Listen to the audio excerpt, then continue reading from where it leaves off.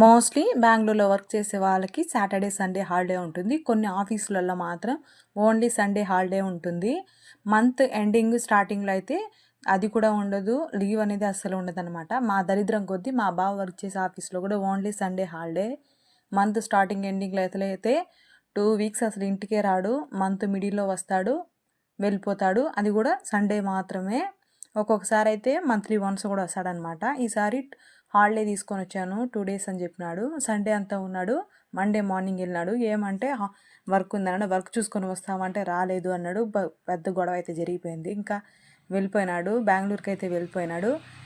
వెళ్ళంగానే first time అనమాట మా ఆయనకి అదే ఆఫీస్ పని మీద బెంగళూరు టు పూణే అయితే వెళ్ళాల్సి వచ్చింది. అది కూడా ఫ్లైట్లో ఫస్ట్ టైం జర్నీ.